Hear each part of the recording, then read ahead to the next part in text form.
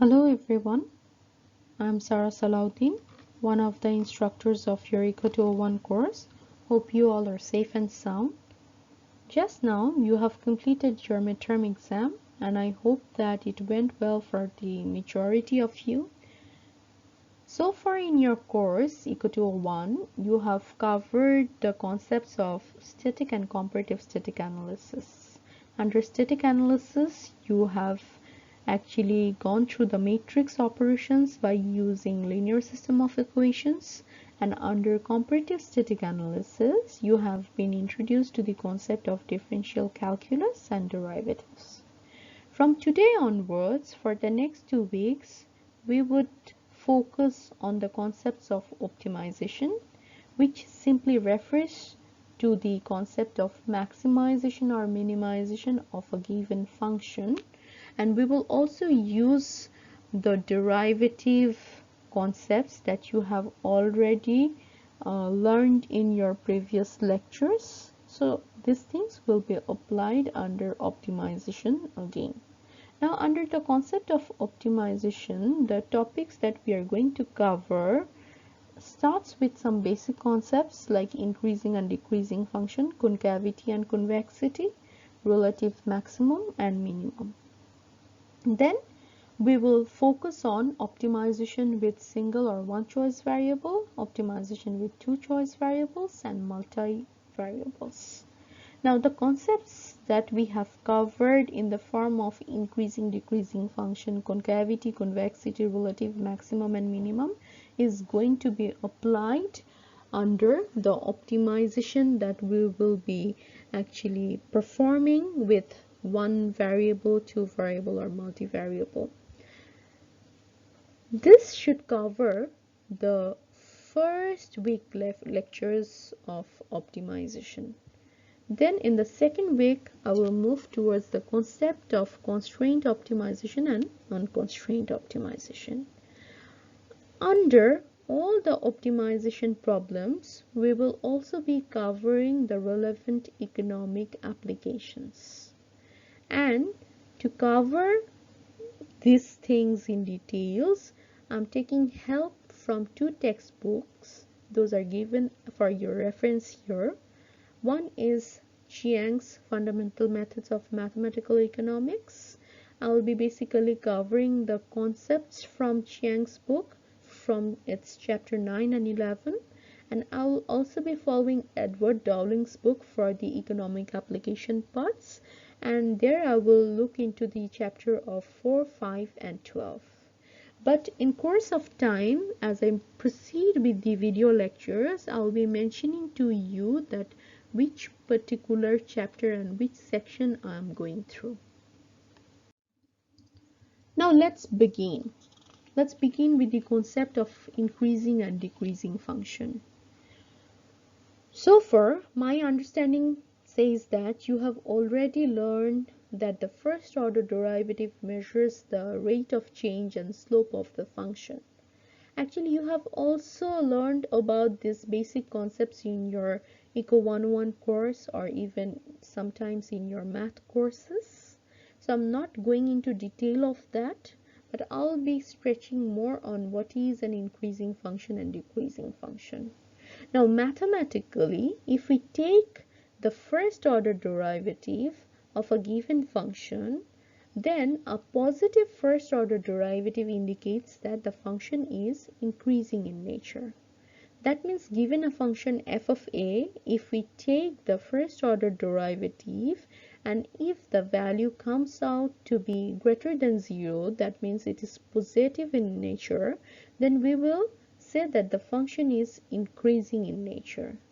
And if we look at the first graph, the graph shows that the function rises as we move from left to right, and that's how we get an upward sloping line and representing that it is an increasing function. If we look at the decreasing function, then a negative first order derivative actually helps us to identify whether the function is increasing or decreasing in nature, and usually a negative first order derivative will indicate that yes, the function is decreasing. In the graph as well, the function falls as we move from left to right. And if given the function of f of a, if we take a first order derivative and find a negative value, then it automatically indicates that the function is decreasing in nature. Now here comes the concept of concavity and convexity. Now, in order to identify whether the function is concave or convex in nature, we look at the second order derivative.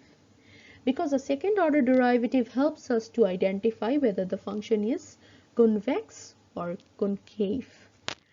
A positive second order derivative basically indicates that the function is convex in nature and shape. That means given a function f of a, if we take the second order derivative and get that the value is greater than 0, that means the function is convex. And graph of this function lies completely above the tangent line. In terms of a concave function, a negative second order derivative is observed. So basically, a negative second order derivative indicates that the function is concave in nature, and if we given the function of f of a, if we take the second order derivative and the value comes to be less than 0, then it is concave in shape and nature. And the graph of this function lies completely below the tangent line. I'm not talking about the tangency concept or slope concepts in detail here because your instructor Tanvir Subhan has precisely discussed about these things in the previous lecture videos. Sticking to the concept of concavity and convexity, now if I combine both the condition, the first and second order condition together, then what do we get? Let's say the first order condition here representing that both the functions are increasing in nature as the first order derivative is greater than 0. So these are the upward sloping lines. Now whether the function is concave or convex depends on the second order condition, and for the first graph the second order condition is greater than 0, which represents that it is convex in nature, and for the second graph the second order derivative is less than 0, which represents it is concave in nature. So though the first order derivative is greater than 0 for both the cases representing an increasing line or an increasing function, however the concavity and convexity depends on second order condition. Here I am combining the two conditions again. This time the first order derivative is less than 0, representing a decreasing function. That's how we are seeing a downward sloping line in both the graphs. But again, whether it is concave or convex depends on second order condition, and for the first graph, as the second order condition is greater than 0, it is convex in nature, and for the second graph, as the second order derivative is less than 0, it is concave in nature. Now comes the concept of relative extrema. So to be at a relative extremum, that means to be at relative maximum or minimum point, the function must neither be increasing or decreasing at a point like a, given the function f of a, where the first order derivative f prime a is equal to 0. That means if we take the first order derivative and it is equal to 0, it represents that the function is neither increasing nor decreasing. Rather, it is trying to indicate that the function is at its relative minimum or maximum point. Now, whether the function has reached its relative maximum or minimum, that can only be decided by looking at the second order derivative. So if we see that the second order derivative is greater than 0, that means it's positive, then we know that it is convex in shape. At the same time, it also ensures that the function is at its relative minimum. So the second order derivative being greater than 0, ensuring two things. The function is convex in shape and is at its relative minimum. On the other hand, If the second order derivative is found to be less than 0 or negative, we already know that that is the condition for a concave function, but at the same time it ensures that the function is at its maximum. So the second order derivative being less than 0 is actually ensuring that the function is concave in nature and is at its relative maximum. And when the function is at its relative minimum, it is completely lying above the tangent line, and when the function is below the tangent line completely, that means it is at its maximum. The tangency concept has already been discussed in the previous lecture, so I'm not stretching on this particular concept now.